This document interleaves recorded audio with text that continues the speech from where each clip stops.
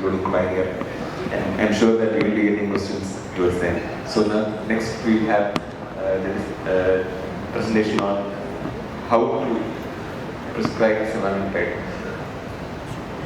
Housekeeping announcement first. It's very cold out there. It's not so cold here. Very cold out there. You all can pull a blanket if you want or have a cup of tea. It's very cold. Look at JPEF. His age also is shivering. So what I'm going to talk about is in clinic, which Dr. Krishna actually set the stage of what his algorithm is in his clinic, and I'm contracted for this talk. So this is a journey of Mr. Sudhakar. So he can have 200 second opinions today, but he's from Calcutta and he's a diabetic. Obesity, we know obesity is a comorbidity. Waist circumference is very high, that's close to 40, 97 centimeters. He's a long-standing diabetic. Now he's got a lot of issues. Now what would you treat him with? What would you treat these guys with? Sudhakar, if he's from a posh area in Trivandrum, what's the poshest area in Trivandrum? Jyoti Dev's house. Jyoti Dev's house, yeah, but unfortunately he didn't go to Jyoti Dev. So he was treated with insulin, and after 5 years this guy landed up with chest pain and had a myocardial infarction at the age of 65 and had an EGFR, is almost close to stage 4 chronic kidney disease. By this slide what we are trying to establish is that today we need to risk stratify our patients. What we see, HbA1c, lipid, blood pressure, all these are byproducts of an internal problem. The internal problem is the ectopic deposition of fat in organs. When it's deposited in the liver, we call it as NAFLD. When it is deposited more than 7 grams in the pancreas, you develop diabetes. You have fatty kidney also. So it's the ectopic deposition of fat. You were speaking about it a decade back because we didn't have anything to talk about or no therapy for it. But we all know that obesity and the metabolic issues that come up with obesity drives cardiovascular disease, chronic kidney disease globally. And that's there on the slide. I'm not getting into detail.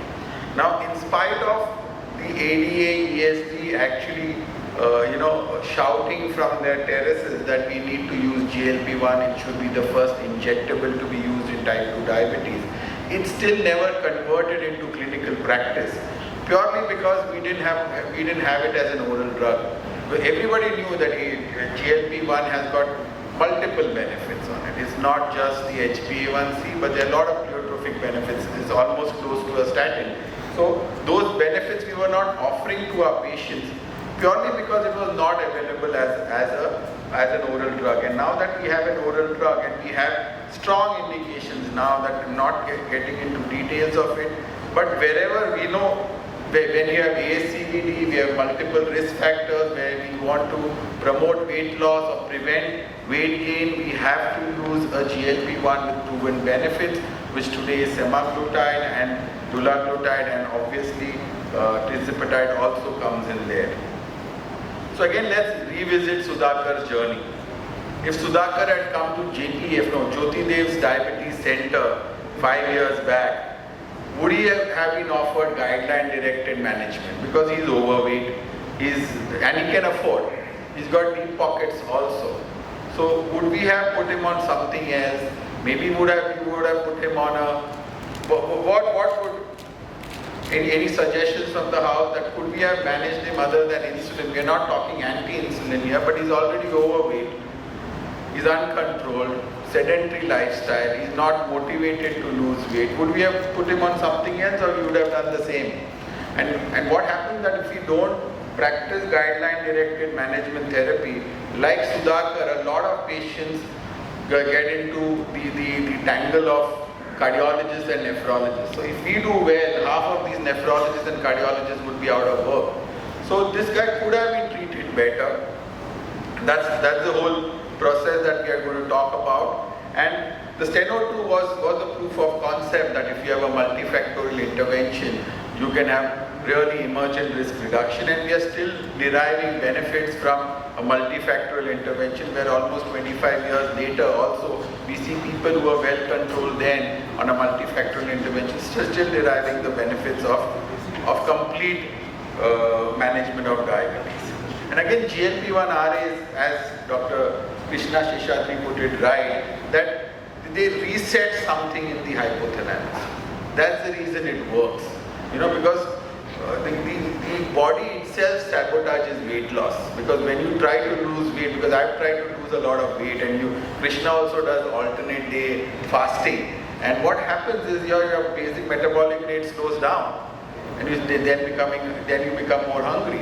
So the body itself sabotages that. So if you have a drug which kind of resets the hypothalamus and your metabolic rate doesn't change, then you end up losing weight. So the increased satiety it gives, the reduction in gastric emptying it gives, and the paradoxical hyperglucagonemia, which we now know is a pathophysiological defect in people with diabetes, it clearly addresses.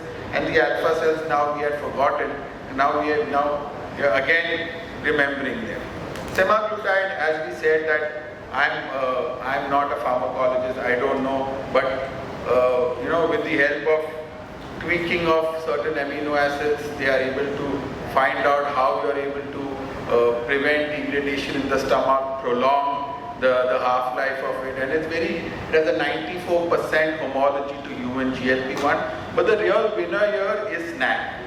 That's the real winner. That's the thing which has actually made the drastic change in of a peptide being given in a pill form, and that's why we have semaglutide today. So let's again.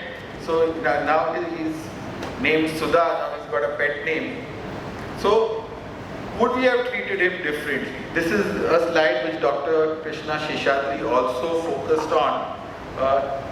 What is important is that the phase 3 study of oral semaglutide actually tried to give us a strategy.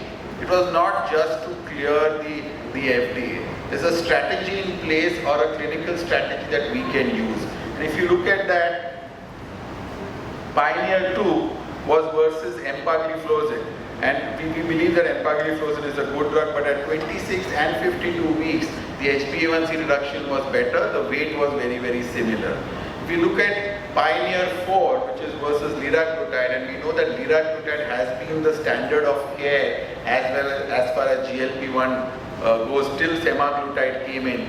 And before this study, there was no other study which actually was even equivocal to liraglutide except the Award 6 with dulaglutide. But all the once a week preparations of GLP-1, whether it was albiglutide or a longer acting exenatide, which was duration 6 and harmony 7, actually failed against liraglutide in HbA1c and weight. But here, a Pioneer 4, where we have 3 arms, you have placebo, you have liraglutide at 1.8 milligram, and you have semaglutide at 14 milligrams. Not only better HbA1c, but also better weight loss. A lot of people before the oral GLP-1 came in thought that the DPP-4 are oral formulations of injectable GLP-1. But if you look at studies from dulaglutide as well as the Pioneer 3 and the Pioneer 7 program, you can clearly see that the oral version of semaglutide is far, far superior both in its HbA1c and weight loss as compared to a DPP-4. So when we use this molecule, it's not just the HbA1c reduction, but it's also the weight loss and the multiple pleiotropic benefits that you get with this. And again, we spoke about this, the Pioneer 6. If you compare Pioneer 6 to Sustain 6, the hazard ratio is almost similar. It is 21 here, it was 26 there. This was not powered for superiority. Sustain 6 had a post-hoc of superiority as such. Again, the flow study recently has come in, which has shown that there is a reduction in progression of chronic kidney disease also by using an injectable semaglutide. We still don't know the mechanism of action, probably something related to oxidative stress, something related to reduction in inflammation and fibrosis, but it has... Thank you, Rajiv sir. I would like to invite Mukherjee sir, Sheshatri sir and Rajiv sir to the